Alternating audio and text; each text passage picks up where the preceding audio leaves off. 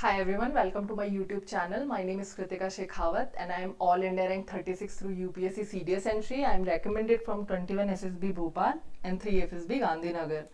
इस वीडियो में हम डिस्कस करेंगे 15 ऑफिसर लाइक क्वालिटीज़ का जो एसएसबी ड्यूरेशन में आपके सिलेक्शन और रिजेक्शन का कारण बनती है और आपका असेसमेंट इन्हीं OLQs के बेसिस पे होता है।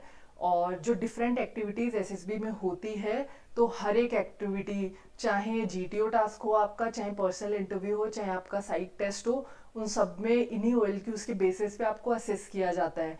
ये मेनली 4 फैक्टर्स में डिवाइडेड होती है। जो सबसे पहला फैक्टर होता है उसे बोलते हैं प्लानिंग एंड ऑर्गेनाइजिंग। इसमें 4 क्वालिटीज होती है: effective intelligence, reasoning ability, organising ability, power of expression. तो अब इफेक्टिव इंटेलिजेंस की हम बात करें तो आप सभी को पता है हमारा स्क्रीनिंग टेस्ट होता है। स्क्रीनिंग टेस्ट में हमारा पीपीडीटी और OIR होता है। OIR में हमारा वर्बल और नॉन वर्बल जो होता है वो टेस्टिंग होती है। सो टेक्निकली आपकी वर्बल एबिलिटी और नॉन वर्बल एबिलिटी जो होती है ना, वो इस इफेक्टिव इंटेलिजेंस से पता चलता है कि हाँ, कि कोई भी जो एस्पिरेंट है वो उसकी वर्बल एबिलिटी कैसी है, नॉन वर्बल एबिलिटी कैसी है, उसकी बेसिक इंटेलिजेंस कैसी है और उसकी प्रैक्टिकल इंटेलिजेंस कैसी है। मतलब ज़रूरी नहीं है कि आपको सिर्फ हवा में ज्ञान है बट आपको प्रैक्टिकली उसका कुछ पता नहीं है। तो आपकी हर एक टेस्ट, चाहे कोई भी टेस्ट हो एसएसबी में, उसमें कोई ना कोई OLQ छुपा हुआ होता है। वो आपको फिगर आउट करना है कि कैसे, कहाँ, कौन सी क्वालिटीज़ हम शो कर सकते हैं। तो एक बेसिक इंटेलिजेंस जो होती है, जिसे हम इफेक्टिव इंटेलिजेंस बोलते हैं, उसमें बेसिक प्लस प्रैक्टिकल इंटेलिजेंस का कोम्बो होता है ये। तो ये आपकी फर्स्ट डे से स्टार्ट हो जाती है। OIR से शो करना, आप वहाँ से शो कर सकते हो ये वाली इंटेलिजेंस। फिर आती है रीजनिंग एबिलिटी। ये भी आप OIR टेस्ट और भी डिफरेंट टेस्ट होते हैं, जैसे आपके साइकोलॉजिकल टेस्ट होते हैं, उनमें पता चलता है इसमें आपकी लॉजिकल थिंकिंग कैसी है। आप लॉजिकली आप कितना मतलब आप कैसे किसी चीज़ को अप्रोच कर रहे हैं लॉजिकली, आपकी जजमेंट कितनी फास्ट है। तो ये सब ना रीजनिंग एबिलिटी पे बेस्ड होता है। फिर आता है ऑर्गेनाइजिंग एबिलिटी। ऑर्गेनाइजिंग, फौज में सब कुछ कितना ऑर्गेनाइज्ड होता है आपको और मुझे पता है। ऑर्गेनाइजिंग एबिलिटी बहुत बड़ा रोल होती है कि आप किसी भी सिचुएशन में कितना अच्छे से और किस तरीके से चीज़ें ऑर्गेनाइज कर सकते हो, वो सारा आपको ऑर्गेनाइजिंग एबिलिटी में दिखाना होता है। ये आपको जीटीओ टास्क में बहुत अच्छे से एबिलिटी दिखाने का मौका मिल सकता है कि आप कैसे चीज़ें ऑर्गेनाइज करते हैं और आप कितने क्लियर हैं चीज़ों को ऑर्गेनाइज करने में। ये कुछ भी हो सकता है, आपका कोई भी टास्क हो सकता है। जैसे ग्रुप टास्क होते हैं आपके, उसमें आप कितने ऑर्गेनाइज्ड हैं, आप अपने ग्रुप को कहाँ लेके जा रहे हैं, कितना हेल्प आप कर रहे हो। तो वो सारी चीज़ें हैं जो आपको शो करनी होती है। पावर ऑफ एक्सप्रेशन,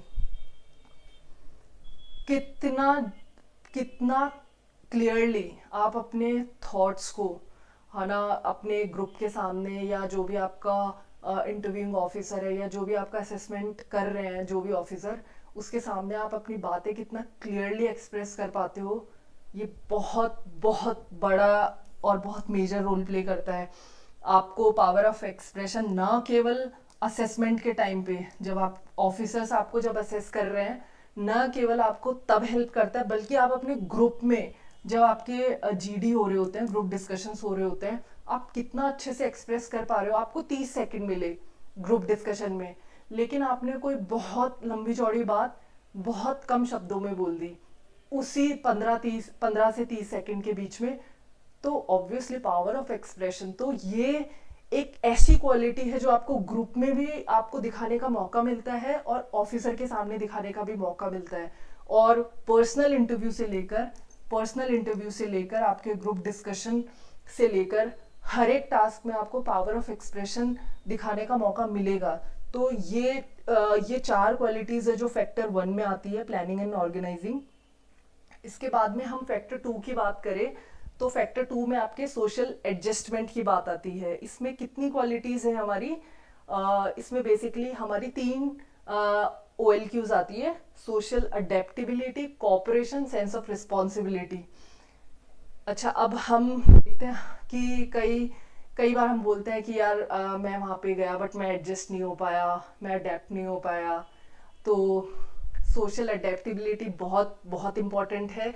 अगर आप एसएसबी देने आए हो, आप अपने ग्रुप के साथ में अगर सोशल एक बोलते हैं ना, एक सोशल सर्कल बन जाता है, ग्रुप बन जाता है, और आप कितना अच्छे से जेलअप अपने ग्रुप के साथ में हो पा रहे हो, तो उससे, क्योंकि यही सब आपको फौज में जाके हेल्प करने वाला है।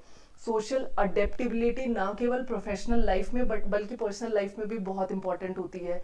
सोशल अडेप्टेबिलिटी का एक बहुत बड़ा जो एग्जांपल जो मैं आपको दे सकती हूँ वो ये है कि जैसे जम्मू कश्मीर में जिन भी ऑफिसर्स की पोस्टिंग्स आती हैं, या कोई भी जैसे जेसीओ, अदर रैंक्स वाले जो जिनकी यूनिट मूव करती है, बटालियन वहाँ मूव करती है, तो वहाँ पे पर्सनल वो कितने ज़्यादा मतलब रिस्पॉन्सिबल है या अडेप्टेबल है, वो इतना मैटर नहीं करता है जितना, वो तो मैटर करता ही है, बट वहाँ पे जो लोग हैं जो रह रहे हैं, क्योंकि आपको पता है जम्मू कश्मीर में हमेशा से इन्फिल्ट्रेशन का इशू रहा है, और आर्टिकल 370 से पहले तो आपको पता ही है कि कितना वहाँ पे स्टोन पेल्टिंग होती थी और बहुत सारी चीज़ें होती थी।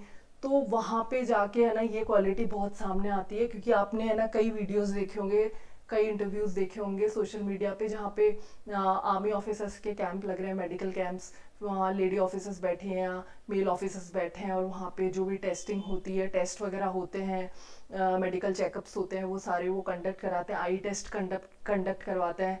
जब तक आप उन लोगों को खुद से फैमिलियर नहीं करवाओगे वो नहीं आएंगे। तो ये सोशल अडेप्टेबिलिटी का मुझे बहुत बड़ा एग्जाम्पल लगता है कि जब आपकी एक ऐसी एरिया में जहाँ पे बात करना तो बहुत दूर की बात है, आपको पता नहीं है कब कहाँ से शेलिंग हो जाए, कहाँ से गोली चल जाए, वैसी जगह पे जाके आप है ना वहाँ के लोगों से घुल मिल के रहें कि वो आपको अपना माने।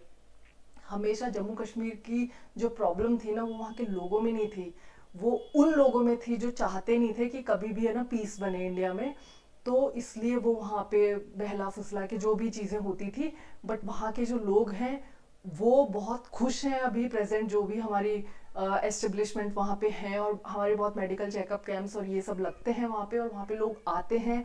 बहुत सारे वीडियोस बहुत वायरल होते हैं जहाँ पे बच्चा एक सोल्जर के साथ खेल रहा है, तो वो सारी चीज़ें, तो ये एक सोशल अडेप्टेबिलिटी का बहुत बड़ा एग्जाम्पल है। तो सेम आपको एसएसबी में शो करने का मौका मिलता है कि आप अपने ग्रुप के साथ में कितना अच्छे से अडेप्टेबल हैं, और चीज़ों को के साथ कितना एक्लेमेटाइज हो पाए हैं। सियाचिन ग्लेशियर जैसी जगहों पे जाके आप के पास कुछ नहीं चलेगा, ना फोन ना कुछ एक्सरसाइज, कोई लाइफ नहीं है वहाँ पे, आपके साथ ही आपका सब कुछ है। तो आप ग्रुप में कितना अच्छे से डेवलप होकर रह पाते हो, सोशल अडेप्टेबिलिटी का यहाँ से पता चलता है। कॉपरेशन ऑब्वियसली, अगर कोई ऐसी जगह आपकी पोस्टिंग है जहाँ जहाँ पे आपको सपोज कुछ कुछ बनाना है, ब्रिज बनाना है, क्या आप अकेले कर लेंगे? वो काम नहीं करेंगे। बिना टीम के कॉपरेशन के कोई काम नहीं होता है। सेम जब हमारा स्क्रीनिंग टेस्ट होता है, उसमें पीपीडीटी वाला जो टेस्ट होता है जिसमें आप नरेट करते हैं, नरेशन के बाद में आपका ग्रुप डिस्कशन होता है, और आपको एक स्टोरी पे आना पड़ता है जो आपकी ग्रुप स्टोरी होती है,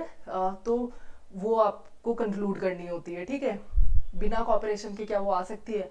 फिश मार्केट बहुत बनता है वहाँ पे, लेकिन क्या कभी ऐसा हुआ है कि मतलब ग्रुप किसी कॉमन स्टोरी पे पहुंच ही नहीं पाया?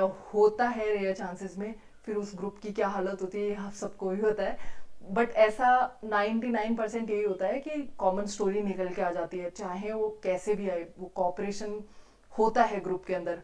ग्रुप डिस्कशन जब होता है वहां पे भी कॉपरेशन होता है। जब आपके ग्रुप टास्क होते हैं, बिना कॉपरेशन क्या एक इंसान बल्ली फंटा लगा के वो ऑब्स्टिकल क्रॉस कर सकता है? नहीं कर सकता।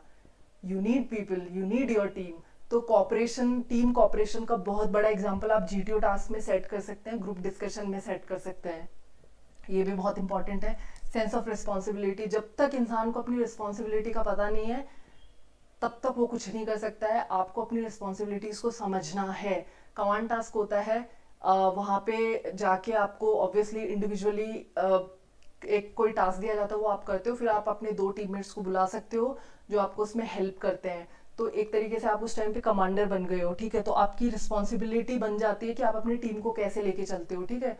दूसरी चीज, आप ग्रुप टास्क कर रहे हो, ग्रुप टास्क में आपको कोई ग्रुप के साथ में टास्क करना है, ठीक है। आपको अगर किसी ने रिस्पॉन्सिबिलिटी दी है, आपको कंप्लीट करनी होगी। कमांड टास्क में आपका लीडर कोई और है, आप उसका सबॉर्डिनेट बन रहे हो, आपकी रिस्पॉन्सिबिलिटी है कि आपका लीडर उस टास्क को कंप्लीट करे। सेंस ऑफ रिस्पॉन्सिबिलिटी होना बहुत इंपॉर्टेंट है। ये भी ग्रुप टास्क में आप बहुत अच्छे से दिखा सकते हो अपनी रिस्पॉन्सिबिलिटी। और रिस्पॉन्सिबिलिटी कहाँ से शो कर सकते हो आप? ग्रुप डिस्कशन हो रहा है स्क्रीनिंग के टाइम पे, आपके पास वैलिड पॉइंट है ही नहीं, बट आपको बोलने के लिए चिल्लाना है, करना है, आप कभी सेलेक्ट नहीं होंगे। इससे अच्छा है चुप हो जाओ। एटलीस्ट आपके पास जब कोई वैलिड पॉइंट नहीं है तो चिल्लाने का कोई मतलब नहीं है। वहां लोगों को ये लगता है कि है ना चिल्लाने से सिलेक्शन होता है। चिल्लाने से सिलेक्शन कभी भी नहीं होता। मैं खुद भी स्क्रीन आउट हुई हूँ, मुझे पता है। चिल्लाना नहीं होता। आपके पास पॉइंट है, बट लोगों ने फिश मार्केट क्रिएट कर दिया है। आपका पॉइंट एकदम वैलिड है और वो पॉइंट सेलेक्ट भी होता है। उसके लिए आप अपनी वॉइस रेज करते हो, अपना पॉइंट रखते हो, वो एकदम वैलिड पॉइंट है, आपका सिलेक्शन होगा। 4 लोग ये बोलेंगे कि यार उसने तो चिल्ला के सिलेक्शन कर लिया। नहीं, चिल्ला के कभी सिलेक्शन होता नहीं है।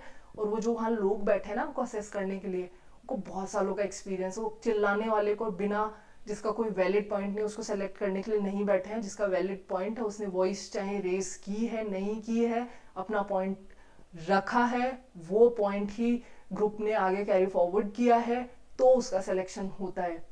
तो आपकी रिस्पॉन्सिबिलिटी ये भी बनती है ग्रुप डिस्कशन के टाइम पे कि आप बेफालतू में ना केओस क्रिएट ना करो, वहां पे फिश मार्केट ना बनाओ। नहीं पॉइंट है, मत बोलो। अगर आपके पास पॉइंट ही नहीं है तो बोलने का कोई सेंस नहीं। चिल्लाने से सिलेक्शन तो होगा नहीं। हो सकता है आपका नरेशन बहुत अमेजिंग रहा हो, आपका उस बेसिस पे सिलेक्शन हो सकता है। और कई बार आप ये कंट्रीब्यूट कर देते हैं ना ग्रुप के अंदर कि साइलेंस, तब भी हो जाता है। मैंने अक्सर ऐसे बच्चों को भी देखा है जो सेलेक्ट होते हैं, जो ग्रुप में कुछ भी नहीं बोलते क्योंकि उनको मौका ही नहीं मिला, लेकिन उनका नरेशन बहुत सुपर्ब होता है और वो सेलेक्ट होते हैं। तो सेंस ऑफ रिस्पॉन्सिबिलिटी भी आपकी बनती है हर तरीके से। तो ये भी टास्क होते हैं, क्योंकि यार आपको ये सारी OLQs तो SSB में ही दिखाना है ना। आप पर्सनल लाइफ में कैसे भी, उससे मैटर ही नहीं करता। वहां जाके तो आपको शो करनी ही पड़ेगी। आप इग्नोरेंट नहीं हो सकते वहां। और वहां पे आपको जो टास्क मिले हैं इतने सारे, उन्हीं में आप दिखा सकते हो। तो बस यही है कि अलग अलग टास्क में आप दिखाओगे। इसके बाद में आ जाता है फैक्टर जो थर्ड है, सोशल इफेक्टिवनेस, इनिशिएटिव। कि ये आपके भी जब आपको ग्रुप्स असाइन होते हैं SSB इंटरव्यू में, तो सबको लगता है कि इनिशिएटिव लेना है, इनिशिएटिव लेना है। कई बार हम नहीं ले पाते। नो डाउट ये आपके सिलेक्शन में बहुत अच्छा रोल प्ले करता है। चाहे ग्रुप डिस्कशन में आपका कोई इनिशिएटिव है, चाहे आपके ग्रुप टास्क हो रहे हैं, ग्राउंड टास्क हो रहे हैं, उसमें को आपने इनिशिएटिव लिया है, XYZ कुछ भी चीज़ है जिसमें आपने इनिशिएटिव लिया है, ये बहुत बड़ा और बहुत पॉजिटिव साइन होता है। बट ऐसा नहीं है, क्योंकि 8 लोगों का 10 लोगों का ग्रुप है, तो सारे तो इनिशिएटिव ले नहीं सकते हैं, तो ज़रूरी नहीं है। बट हाँ, जो इनिशिएटिव लेता है और जिसकी ओवरऑल परफॉर्मेंस अच्छी होती है, वो हमेशा सेलेक्ट होता है। तो ये बहुत अच्छा है कि किस SSB इंटरव्यू में इनिशिएटिव क्यों चेक किया जाता है कि कल को आप फौज ज्वाइन कर लो, ऐसी सिचुएशन अराइज हो गई है जहाँ पे आपको इनिशिएटिव लेना ही पड़ेगा। कैप्टन विक्रम बत्रा थे, ही वॉज इल। जिस दिन उनकी टीम ने वो पॉइंट कैप्चर किया था, मैं नाम भूल रही हूँ, 4875 था शायद, उस पॉइंट को उन्होंने कैप्चर कर लिया। पाकिस्तान की री आ गई थी, उन्होंने रिकैप्चर कर लिया। कैप्टन विक्रम बत्रा बीमार थे, बट उन्होंने इनिशिएटिव लिया कि आई विल गो। वो गए, उन्होंने वो वापस से रिकैप्चर किया, क्लीन किया वो एरिया, बट वो शहीद हो गए। उन्होंने इनिशिएटिव लिया, उनके इनिशिएटिव की वजह से हमें वो पॉइंट मिल पाया। तो ये सारी चीज़ें आपकी जो SSB में आपका जो असेसमेंट हो रहा है ना, ये आपको ऑफिसर बनने के बाद में भी आप में क्वालिटीज़ रहती हैं, और ये क्वालिटीज़ आपको शो करनी पड़ती है अपनी प्रोफेशनल लाइफ में। तो इनिशिएटिव है, सेल्फ कॉन्फिडेंस है। मैं हमेशा बोलती हूँ, खुद में विश्वास है ना तो कुछ भी कर सकते हो आप। खुद में विश्वास नहीं है ना तो आप कुछ नहीं कर सकते। मतलब सेल्फ कॉन्फिडेंस होना बहुत बहुत बहुत ज़रूरी है। खुद को यकीन दिलाना बहुत ज़रूरी है, उसके बाद आप दूसरों को यकीन दिला सकते हो। और सेल्फ कॉन्फिडेंस से तो आप कुछ भी कर सकते हो। तो ये इसमें कुछ एक्सप्लेन करने जैसा है नहीं। स्पीड ऑफ डिसीजन आपकी पता चलेगी आपके सिचुएशन रिएक्शन टेस्ट में। उस टेस्ट में आपको पता चलेगा कि आप कितना क्विक और कितना जल्दी एक राइट डिसीजन ले पाते हो। ये सिचुएशन रिएक्शन टेस्ट जो होता है SRT, उसमें आपका स्पीड ऑफ डिसीजन पता चलता है। उसके अलावा बहुत सारे टास्क है, सिर्फ उसी में नहीं, बट वो है कि उसमें कुछ डिसीजन आपको लेना होता है, क्योंकि आपके सामने सिचुएशन ही ऐसी डाल दी जाती है। और इसका स्पीड ऑफ डिसीजन का आपको इंटरव्यू में भी कई सारे क्वेश्चंस ऐसा आईओ पूछ सकता है जिसमें आपको स्पीड ऑफ डिसीजन का रोल होता है। तो वो सारी चीज़ें हैं। और ability to influence the group, ये ग्रुप डिस्कशन में ग्राउंड टास्क में आपको शो करना ही होता है, क्योंकि अगर आप अपने ग्रुप को इन्फ्लुएंस कर पा रहे हो ना, तो एक पॉजिटिव साइन है ये कि आप कोई भी काम कर सकते हो। जब ऑफिसर्स जो होते हैं ना, वो अलग क्यों होते हैं, वॉर होता है, अदर रैंक्स और जेसीओ के बिना हम कोई भी वॉर नहीं जीत पाते हैं, नहीं जीत सकते हैं, ना ही जीत पाएंगे। लेकिन उनका मार्गदर्शक कौन बनता है, ऑफिसर बनता है। उनको राइट डायरेक्शन कौन देता है, ऑफिसर देता है। वो तो मरने कटने के लिए, मारने के लिए तैयार है, उनको एक डायरेक्शन देनी होती है। और वो जो होती है ना, और वो इसीलिए अपने ग्रुप को इन्फ्लुएंस कर पाता है। आपको पता है कि यार नहीं चढ़ा जाएगा ये पहाड़, ऑफिसर ने बोल दिया कि चढ़ना है, चढ़ जाएंगे, तो चढ़ ही जाते हैं वो। फिर वो ये नहीं पूछते कि साहब नहीं चढ़ पाएंगे XYZ, वो कर लेता है अपने ग्रुप को इन्फ्लुएंस। तो ये चीज़ होती है, ये आपको ऐसी टफ सिचुएशन में आपकी जो एबिलिटी है ग्रुप को इन्फ्लुएंस करने की, ये बहुत ज़्यादा शो करनी पड़ती है। लाइवलीनेस, जो इंसान जितना ज़्यादा चेयरफुल है वो इतना ही खुश रहेगा। मैं बोलती हूँ SSB में जाके हेडेक लेना ही नहीं चाहिए। मैंने SSB में मैं इतना सोई हूँ, SSB में सारे टास्क होते थे, सो जाती थी जाके। और सबसे घुलो मिलो, चेयरफुल रहो। जब मेरा AFSB था ना गांधीनगर में, मुझे अभी भी याद है कि लोगों से आप अपने ग्रुप में उठ रहे हो, बैठ रहे हो, बहुत चेयरफुल आपने एनवायरनमेंट बना रखा है। मेरा फर्स्ट जो रिकमेंडेशन था वो 3FSB गांधीनगर से ही हुआ था। तो मुझे अभी भी याद है कमांड टास्क में, अगर मेरे साथ के जो मेरे फ्रेंड्स हैं जो ये वीडियो देख रहे हैं, उन सबको मालूम होगा कि जब हमारा कमांड टास्क हुआ था मेरे ग्रुप में, क्योंकि कमांड टास्क में सबऑर्डिनेट में मैं खुद को तो बुला नहीं सकती हूँ, मुझे मेरे सबको, जैसे 8 लोगों का ग्रुप था, मेरा चेस्ट नंबर 8 था। मेरे ग्रुप के अंदर 8 लोगों के ग्रुप में 7 लोगों ने मुझे उनका सबऑर्डिनेट बनाया था। 7 सारे के सारे। अब मैं खुद को तो अपना सबऑर्डिनेट नहीं बना सकती थी। तो ये होता है कि आप कितने चेयरफुल रहते हो अपने। वहाँ जाके अगर आप किताबें खोल के, हाँ आपको लग रहा है कि आपको कुछ पढ़ लेना चाहिए, तो वो एक डिफरेंट चीज़ है, बट आप डेली उठा के कुछ ना कुछ पढ़ रहे हो, कर रहे हो। यार आपने जो इतने महीनों में नहीं किया वो वहाँ जाके कैसे कर लोगे। मतलब ये तो वैसे ही बात हो गई कि एग्जाम से एक दिन पहले आप किताबें खोल के बैठे हो। जो हो गया SSB से पहले हो गया। हाँ कुछ ऐसा है कि यार ये वाले करंट अफेयर ज़्यादा पूछे जा रहे हैं, तो आपके पास फ़ोन तो होता नहीं है, आप जाओ साइबर जो कैफ़े होता है वहाँ पे जाके आप देखो कि क्या अच्छा क्या चल रहा है। ये वो मैगजीन्स भी होती है, वैसे वहाँ पे न्यूज़पेपर्स भी होते हैं, वो सब पढ़ो यार। वहाँ जाके रिवाइज करने से और ये सब करने से मुझे तो कोई सेंस लगता नहीं है। मस्त रहो ग्रुप के साथ में, चेयरफुल होना चाहिए आप भी और चेयरफुल होना चाहिए आपका ग्रुप भी। फोर्थ फैक्टर होता है डायनेमिक, जिसमें ये सारे आपको ऑन फील्ड, और ये जो क्वालिटीज़ है ना, ये डिटर्मिनेशन, करेज एंड स्टेमिना, ये तीनों क्वालिटीज़ ऐसी क्वालिटीज़ है जो आप फील्ड पे दिखाते हो। स्टेमिना आपके जितने भी ग्राउंड टास्क होंगे उसमें पता चलेंगे, आपके इंडिविजुअल ऑब्स्टिकल्स होंगे उसमें पता चलेगा। फिर आप ऑफिसर बन जाओगे, फिर आपकी एक्सरसाइजेज हो रही हैं, फील्ड पे आप जा रहे हो XYZ, तब आपका स्टेमिना और आप में कितना करेज है ये किसी को बताने की ज़रूरत नहीं है। कि आर्मी ऑफिसर्स पता नहीं कौन सा दिल लेके पैदा होता है, दिल लेके पैदा नहीं होते, अकेडमी उन्हें ऐसा बना देती है कि उन्हें डर ही नहीं लगता है। मुझे आज तक याद नहीं है कि मैंने लाइफ में अपनी ऐसी कोई स्टोरी सुनी होगी जिसमें मैंने किसी आर्मी ऑफिसर की बुजदिली की कहानी सुनी हो। नहीं, वो एकेडमी उन्हें ऐसा बना देती है कि मतलब पूछो मत, डिटर्मिनेशन होना ही चाहिए। तो ये सारे चीज़ें हैं ना, आप अपने पर्सनल इंटरव्यू में अगर आपसे कुछ ऐसे इंसिडेंट्स हो पूछता उसमें आप बता सकते हो। और ग्राउंड टास्क में तो पता चल ही जाएगा स्टेमिना, करेज और आपका डिटर्मिनेशन किसी चीज़ को करने का कितना है, और ये सारी चीज़ें हैं। तो ये 15 OLQs हैं जो ओवरनाइट आप डेवलप नहीं कर सकते हो, बट अपने रूटीन में ला सकते हो। पहले तो समझो इन क्वालिटीज़ को, फिर सोचो आप कैसे वर्क कर सकते हो इन्हें। अब यार डिटर्मिनेशन खुद को ही लाना पड़ेगा ना यार, खुद को ही बनना पड़ेगा, करेज खुद में लाना पड़ेगा। स्टैमिना आप जब तक भागोगे नहीं, करोगे नहीं, तब तक कहाँ से आ जाएगा स्टैमिना। ये सारी चीज़ें हैं, तो ये इन पे वर्क तो जिन पे वर्क किया जा सकता है उन पे करना चाहिए आपको वर्क। ठीक है, अभी कुछ क्वालिटीज़ हैं, इनिशिएटिव वाली क्वालिटी है। मुझे याद नहीं है कि मैंने कभी अपने ग्रुप में कुछ इनिशिएटिव लिया था। क्योंकि हमसे भी बड़े बड़े धुरंधर बैठे थे, वो थे, उनका था पावर ऑफ एक्सप्रेशन बहुत अच्छा। अब वो क्वालिटी ऐसी है कि नहीं है तो नहीं है, बट ऐसे तो नहीं है ना कि बाकी पे मैं वर्क नहीं कर सकती या बाकी मुझ में नहीं है। तो वो सारी चीज़ें हैं, ज़रूरी नहीं है सब में सब हो, लेकिन होनी चाहिए, 10-12 क्वालिटीज़ होनी चाहिए और उन पर आप वर्क कर सकते हो। तो ये सारी चीज़ें हैं इस वीडियो में, यही। और you have it in you, खुद को यकीन दिलाना है, खुद को यकीन दिलाओगे तो सबको यकीन होगा। और बस यही है। और ये हम दुआ करते हैं कि आप भी ऐसे ही किसी एकेडमी में पहुंचो।